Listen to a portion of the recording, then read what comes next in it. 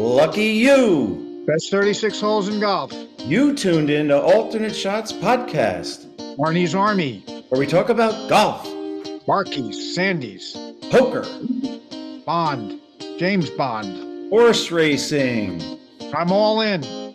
great movies. Alfred Hitchcock. We have no script.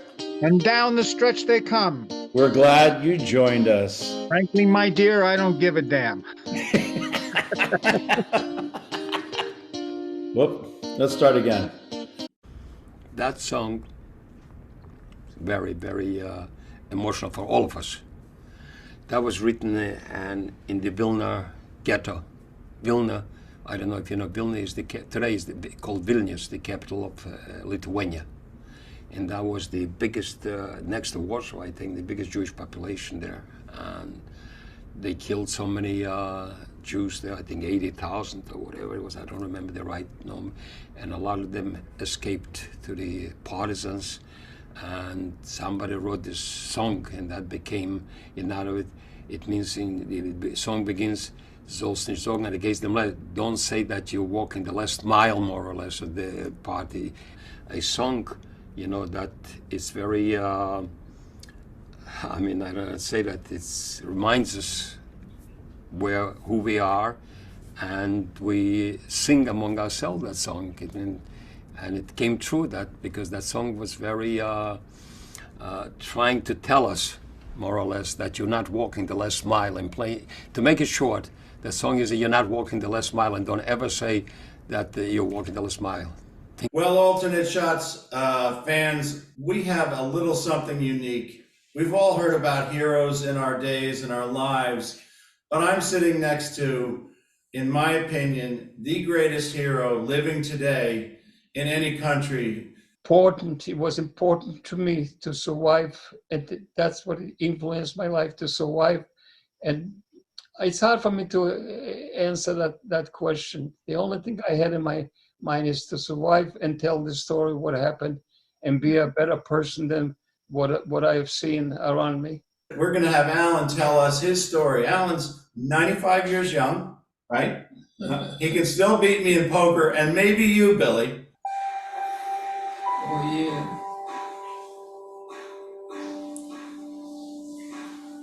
My parents had realized that they were leading people out of their ghetto. And one of the stories my dad told me is that they heard that they'd taken 5,000 Jewish people into the town. They had all the How handsome he is. 16 to 60 report in the marketplace, and they picked out 220 men, all the teachers and clinical staff, the business people, and my father was one of them. You tell me if I'm wrong, but Alan could be right in that Kennedy clan right here, the Kennedys from Cape Cod and the Kennedys from Palm Beach. Wouldn't you think he could fit right into that family? Look at how handsome he is. How old were you in this picture? 16. 16 years old. The girls must have been you must have had to shoo them away. Come on, right? No, not 16, I'll tell you. Well, I'm wrong. 15 years old or something. 15 years old. And what's that medal there? That's the medal in the underground that I participated, and they gave me a medal.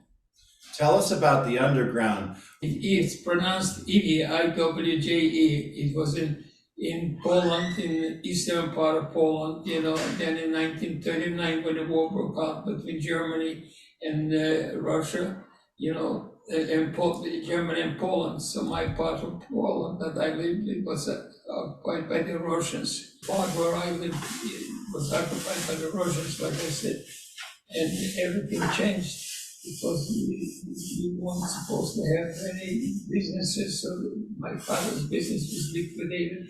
1, 2, 3, I understood Russian. I spoke Russian fluent, just like a Russian boy. You were lucky. Yeah, from 1939 to 1941, we were occupied by the Russians, and of course, my father couldn't have his business because they weren't allowed to have business. Not only the Jewish people, but even the Christians. They didn't believe, you know, in having a private business. So my father was working in a factory. They put him to work in a factory. My father, and my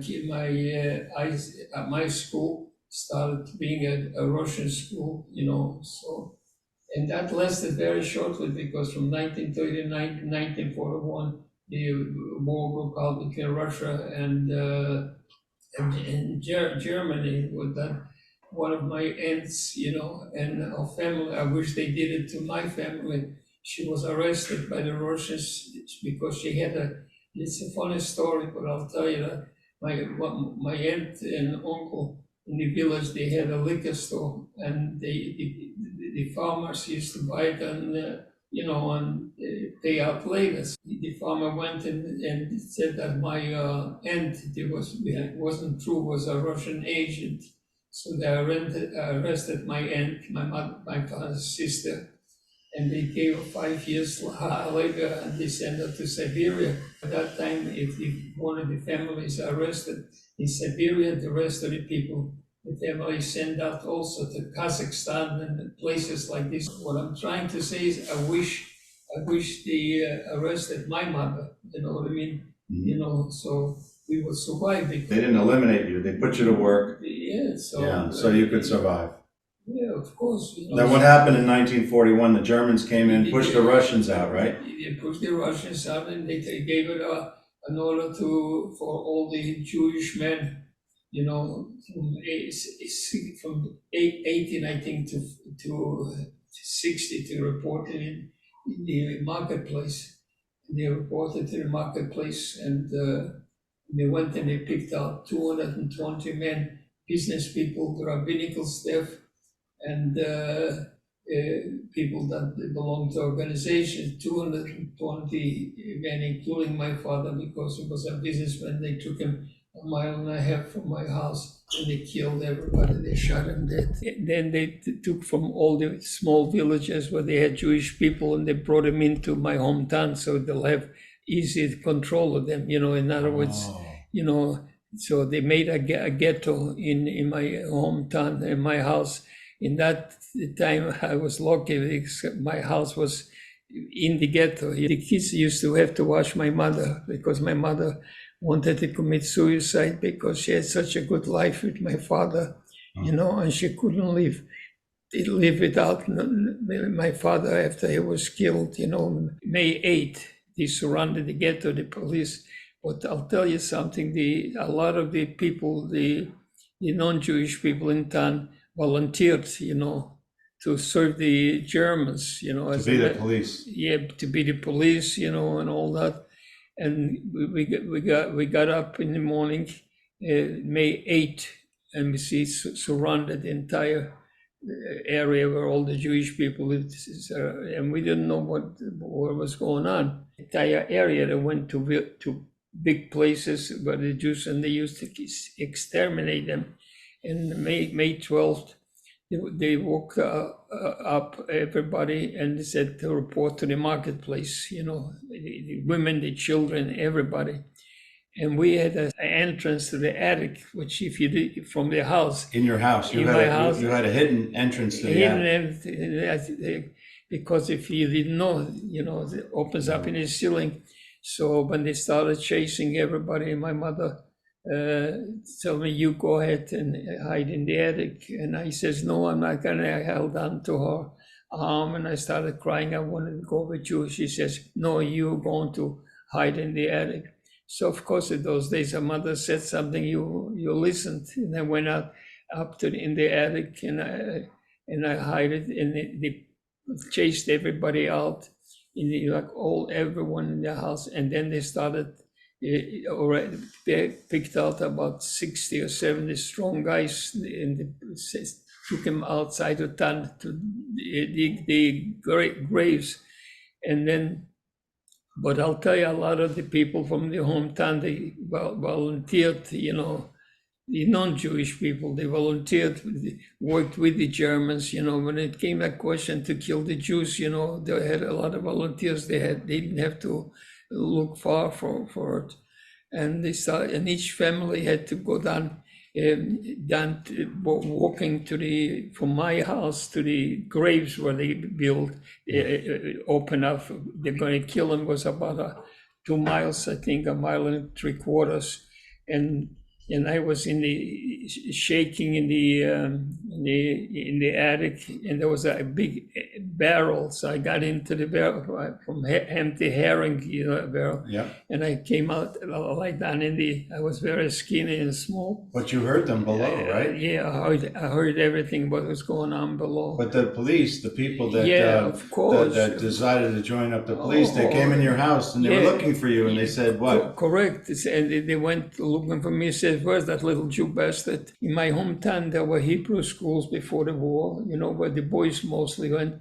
And my sisters, all my three sisters, went to the Catholic school, the Polish school. You know what I mean? So, and they were loved by everybody. All the Christians loved us. You know what I mean? But a lot of the young Christian boys volunteered when it came to kill the Jews. They got to tell it like it is. And they came in, and I hear him upstairs. They came. There's got to be that little Jew boy, Because you were the only one they couldn't find. Couldn't find because they didn't know the entrance to the over there. So the other one says, and I hear him saying, he says to the other one, he says, "Come on, we'll kill him later. There's no question. Let's go." Oh. So that day, they killed 2,200 people. Polish principal before the war, He loved, my family and all that. When the Germans came in, he became a big shot by the Germans, you know what I mean? So they were sitting there and deciding when each family had to hold on to their arms and walk towards the graves. And as they passed by, they were sitting, the ex-principal, the Polish principal, was sitting there with the other people, and they decided who goes straight out. When they said like this here, straight out, that means to be shot, and then whoever's to the right, because they saved strong men to work after. Or maybe doctors or something. Yeah, and doctors. The only thing I hear, they're screaming and crying and all this. While you were in the attic. While in the attic, and so I jumped up from the barrel that I was hiding there, and the first thing I do, I run into the bedroom where my parents used to sleep, and I see my older sister with a baby, and she's crying and pulling her hair, and she didn't even know that I'm alive. I started shaking up. I said, "It's me, it's me." I said, "What are you crying? What happened?" She says, "Everybody was killed. My grandmother, everybody was killed, and they left her with the baby. And the reason they left her with the baby, listen to this here. When they marched down, my sister's brother-in-law worked for the Germans, the settlers, for cavalry, fixing settlers. So they let him. He fixed saddles on the horses. So they needed him. when he walked down, my sister pretended with the baby that is his wife. Husband. Oh, so they let him go, and she went with him. She went with him. Smart. My sister, like this, what cry? She says, "They are dead." I says, "Who's dead? Who's dead?" She says, "Everybody. Everybody's dead." There's a saying: you sleep over a night with a problem becomes part of your life, and you get used to it. I came out of hiding, you know what I mean? So they took us, boys like me, and we marched about 5 miles from my house. You had to dig the pits. Dig the pits, about 4 miles, I think, the house every morning, and then they gave us a slice of bread. So, but anyway, the entire area knew my family because they were loved, before the war, the Polish people, everybody, you know what I mean? So I used to sneak away from the ditch digging. Because the guy that marched us to work, this Polish guy, he worked for the Germans, and when we were working, he used to lie down on the grass there and sleep, and take a nap. And to the village was about a mile, so I used to sneak away. And in the village, everybody knew my family, the Polish people. So my family was very loved by the Polish people there. And they used to give me bread, and I used to put it under my shirt. Then I marched back and give my sister to have Oh my goodness. what to eat. What do you call it? They'll take everybody out to a different place to be bullshit. The remaining people. They were gonna get rid So of I them. knew what's going to happen already. I did it myself. Whatever I did, I did it myself. I wouldn't tell anybody what I'm going to do.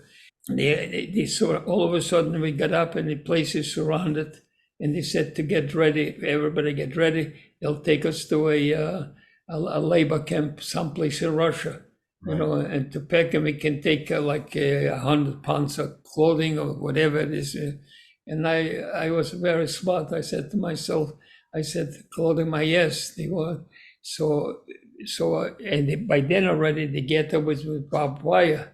So I go out and I see one of my neighbors, the guy took the one little boy to a village, and then his wife and the other two kids were supposed to meet him there. So I walk out and I see they are hanging on the wire, leaving blood. They wanted to escape and they shot him. So They left them there. They left them there hanging there, you know what I mean? Oh boy. I had no intentions to leave my sister, and go. So they make an announcement, tell them to put to the gate. And I went, I was a very curious young kid, you know what I mean? And I walk over and two policemen, Polish policemen, one in the front, one in the back, and they marching in as they open up the gate. I don't know, until today I question myself, I don't know. And I see from far, my sister was holding the baby and waving to me like this here. So the policeman said to me, you little Jew boy, you think you're smart, our smartest will kill you when we get over there. Oh boy, so you knew it. So I knew You knew their intentions. Yeah, but I was stupid on top of it. So instead of one in the back and one in the front like they marched us, so both of them went up front. And so as they went up front, and right next to the tannery was a Polish farmer there, you know what I mean? And he liked my family, and he knew who I was. So as they walked out, I ran away right away into the pigsty where a lot of pigs, and I opened up the door, and the pigs just saw me. They started making much noise, and I'm laying like this here, and the pigs are right on top of me, Oh, so they didn't see you. And they were looking for me, Oh. They went. You had all the mud on you. They couldn't tell. No, they couldn't tell. Now, So you and the farmer and the pigs were left. Yeah. And the door was wide open? No, the door was closed. But no guards. No guards. You kidding? So I said, what the hell am I going to do now? Right? So I go back to the tannery. So they chased me out of the tannery because they get out of here because they'll kill us because of you, Yeah. Now he is 13 years old, you know what I mean? And what am I going to do? So it was winter, winter's over there. And I ran a bit far away, and then there was another. Oh yeah, and I meet two more boys that like me were escaped, and the three of us, we cannot go with the highway. So we had to go over the field when it snowed. We used to fall in up till here in snow, and then we stopped. There was a little lake that never froze, in the winter also. So we stopped, the three of us, the two boys and me, and we said, this is something, what it's meant. And they said, no, okay, boys, what are we going to do now? I said, what are we going to do now? Here we're here. I says, you cannot go back because they'll kill you. I said, where are you going to go from here? And they said, let's go to the big city. I'm sure they didn't kill everybody. The biggest city was 30 miles away. 30 miles. In the snow. Yeah, in the snow. Listen to this. So it says, okay, the majority. So they vote that they go on there. And I says, I'm not going. Just me, myself, I'm not going. So they said, what we voted. I said, you want to go? Go. I don't care. I'm not going. So they left, and I'm standing there and shaking it from the cold like this here. And I wait till it gets a little bit dark. my heart was pulling me to the village where I was born, because they were not anti-Semitic. They were very, and everybody loved my family. And I had to march now 14 kilometers, 10 miles. I had to march. My heart was pulling me to the village where I was born. And the people there were very, very nice people, the Christians. So you got there. I had to go through the woods, to get in. The dogs were barking and all that, and I was shaking. I being afraid, a young kid, 13 years old. So I came and I knocked on the door to a Christian woman, who they all knew my family because I was born in that village.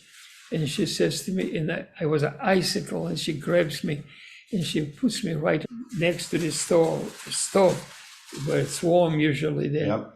And she puts me there and started rubbing me because I was half frozen. Frostbite. Half frostbite. She was risking her life, as a matter of fact, risking her life. I love that woman. I says, I cannot stay with you because if they catch me with you, the German called, they kill you and the family. To make the story short, she took care of me, and then I went to one village to another, and I met with partisans, Okay. and the partisans took me in. I joined. Yeah, it would take me an hour to tell you how I joined the partisans. In the partisans, actually, I had a lot of trouble because they were also very anti-Semitic. In the Stalingrad. and they said but they said, you are not a Jew. I didn't look Jewish, and I spoke perfect, without an accent. They said, they thought, go say something in Russian. So I tell them in Russian. The one says to the other one, he said, he's not Jewish, he's full of shit. You had to watch from 2 a.m. to 6 a.m. To 6 a.m. So, and with a rifle, and all that. And I took it over, and I had to stand from 2 o'clock till 6 o'clock in the morning. And I'm watching with a battle. I was shaking. It was so cold, leaning against a tree. I fell asleep about probably 10 to 6. Oh. And they came and they took away my rifle. I had my rifle. And arrested me. They arrested me, put me right there, and to be shot. So, in the partisans. So then there was a very nice captain, a Russian captain, and he went to the top echelon there pleading for me. He's only a kid, he shouldn't be put, why kill him, what I mean? I was in one of the partisan brigade, the most well-known in the entire area, for fighting, and all that. And of course, they gave me a rifle. They gave me 30 bullets to the rifle. Then I became very important in the partisan because I spoke fluent German, you know what I mean? German, Polish, Russian. Russian, yeah. Wow. So the outfit used to go in the back. We used to march 30 miles, 40 kilometers, but I was on a horse. It was dangerous. You were a scout. Scout. He was a scout in his partisan group, Billy. So he had the most dangerous job. He had to go to the line. Yeah. See what was going on, right? Yeah, that's right. And I was. And come back and report. And report to them that it's okay. Whenever there they used to go, it was danger, but I didn't march. It was. You had a horse. Yeah, and the horse that I had was such a nice horse. We took away from the German cavalry. Senseless, right? But you have persistence and you had survival instincts. But you also had things going for you. You knew several languages. Yeah. You had your wits about you. You didn't go into that big city where your friends did. You stayed and you found another way. And then you withstood bad partisan groups, made friends. You figured out who could help you, right? That's it. Not only that, but also, in the partisans, I experienced a lot of very anti-Semitism, you know what I mean? Continuing on with your discussion, one of the great things that I learned in doing my research, there are a number of survivors of these partisan groups, and a group put together a reunion, and then they made a movie about it. In 2011, you went back to New York City, and this picture is part of that reunion. Tell me a little bit about that reunion. Who went to the reunion, and who's this gentleman we see in the picture? Once a year, they used to have a reunion of the survivors, and this gentleman, he's a survivor too, but I never met him after he survived. You follow me? So You knew him 65 years, Yeah. 75 years now. Yeah, Yeah. I know, yeah. So my kids used to go with me. My son Larry and my daughter-in-law. We used to go to the reunion. It was very, very interesting. As a matter of fact, people, very important people, even from the government, used to speak. Very nice, and it was very, for us, very touching, because I used to come in and meet people that I didn't even know that he was survived the war. You know what I mean? And this one here, we used to embrace and hug, and all that thing. And then I see over here, he was standing there, and I say from before, and I see, oh, he's there. So I ran over and I said, I grabbed him. What'd you call him, Labe? Yeah. Label. Label, yeah. And then he knew you. Oh, you're kidding. He was older than me. He was 4 years old. But he didn't even recognize me. He didn't recognize me, but I hugged him because I knew his family, And I recognize you when I came here.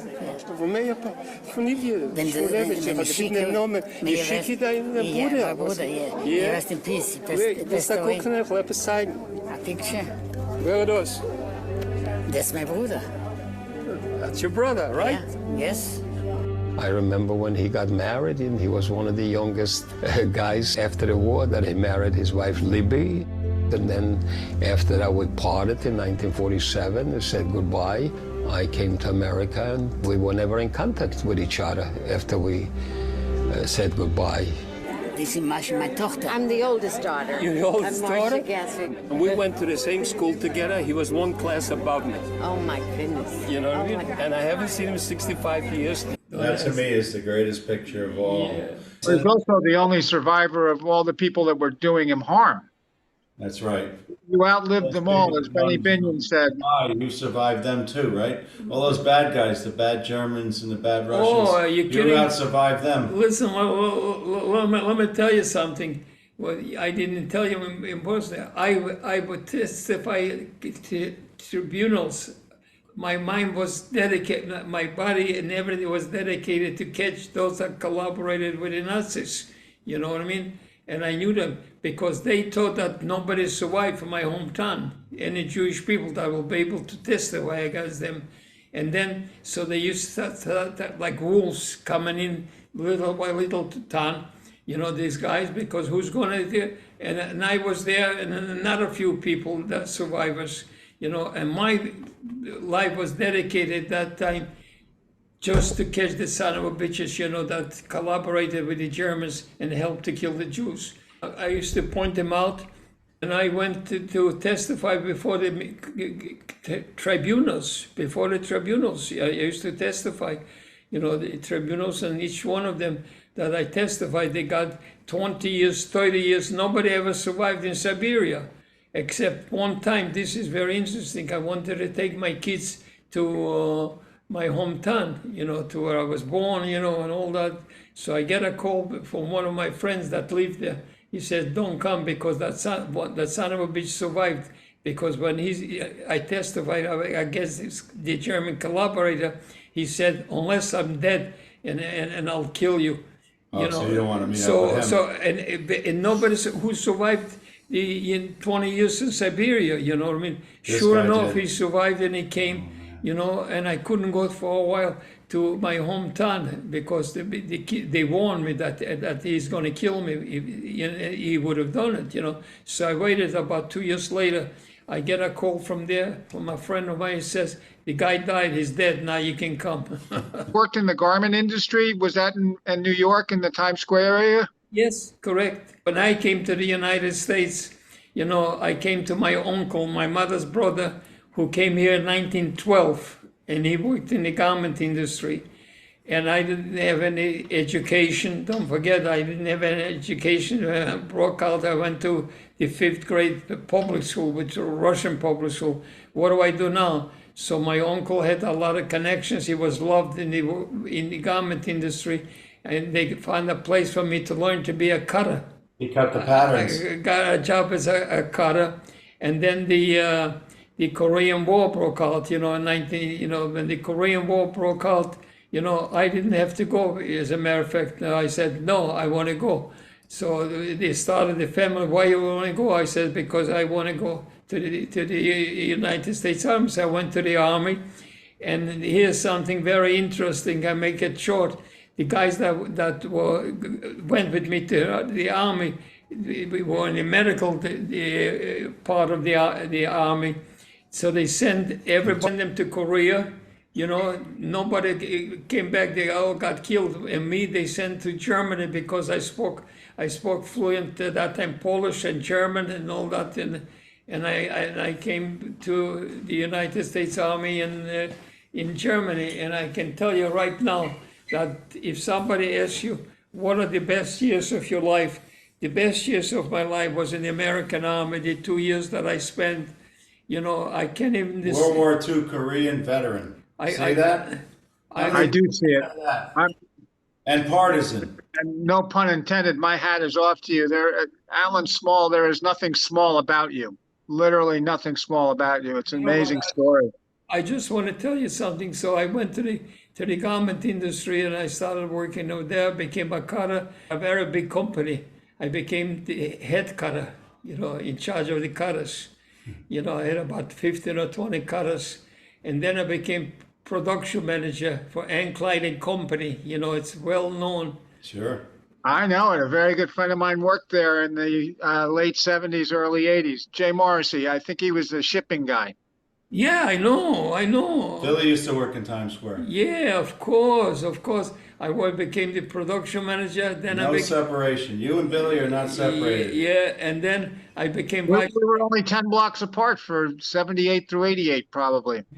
And then I became vice president of the company, you know what I mean? And then president of Ann Klein Company I became. And then I went to Hong Kong. I opened up an office there. In Turkey, an office in Korea. Nobody believed that I can do it, you know, without education. And thank God. Well, you had an education. You just didn't have a school book education. Yeah, it's only, but the United States, this is a country that, you know, I would give my life today for this country. It's the best one in the world. I want to ask you this question that somebody else asked you in kind of closing up here. With all your experience, and there's so much kind of hate going on right now, what would you tell young people from your experience over 95 years, and you were sentenced to death, you defied all the odds and so forth. What would you tell people from your experience today? What's the lesson you learned? I suffer a lot for the last, what do they call it, couple of weeks or more than a couple of weeks. I never thought that I'll see it in this country, what I see now.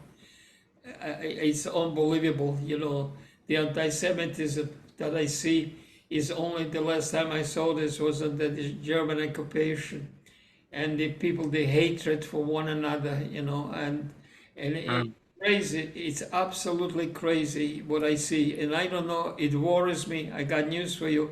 I don't, honestly, to be honest with you, I don't sleep nights. I see it. It breaks my heart.